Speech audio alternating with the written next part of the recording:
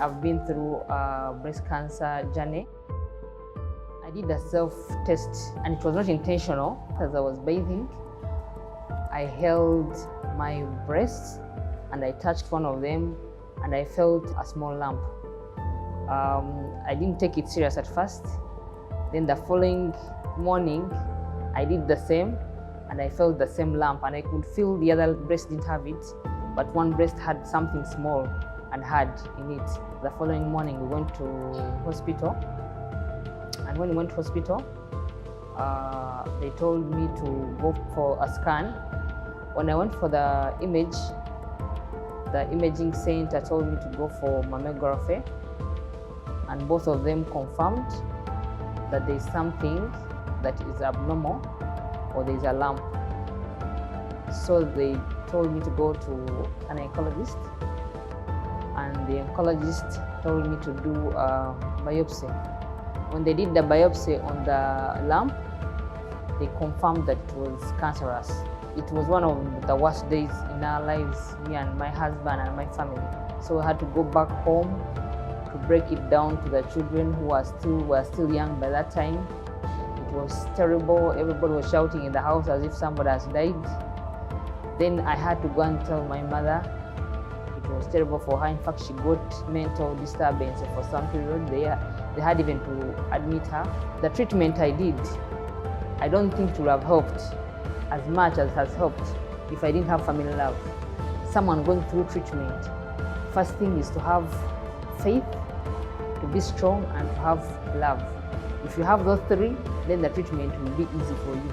But if you don't have the three, the treatment is very harsh. I went to Sunday Hospital, I had an operation.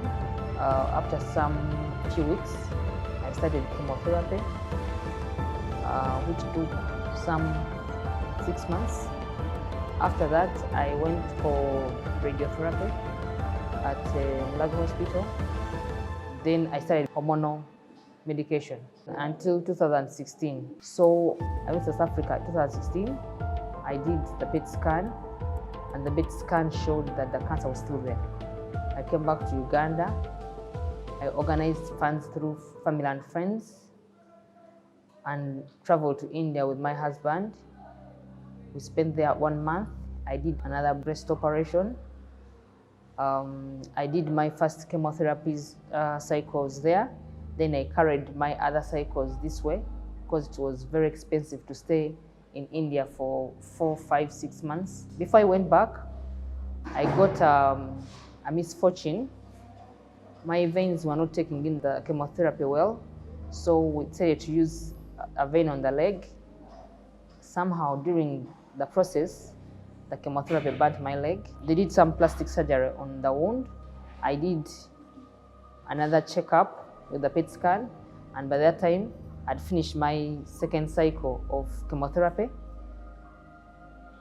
Then they found that it was okay, there was no cancer again.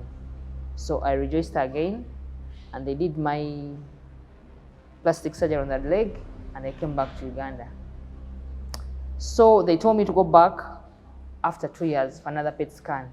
When I reached India to check again, they found the cancer had shifted from down the breast and had gone somewhere in the neck. And I did a 6-week radiotherapy. So they did a direct radiotherapy, which shows exactly where the cancer is for 6 weeks. And after 6 weeks, I did my PET scan in South Africa in 2022. I traveled to South Africa and I did my checkup of a PET scan, and I was finally cleared again that I'm cancer-free. The message for me in particular who had breast cancer, so mainly to the ladies, one, to always do a check, whether it's self-check or go to hospital check, because it's better late than never. If you get to know that you have it early, it can be removed and you can heal. Secondly, exercise is so much needed. When you exercise, your blood flows faster and frequent. So those cancer cells cannot form that lump because they'll keep running in the blood. So exercise is very important to prevent a cancer lump to form.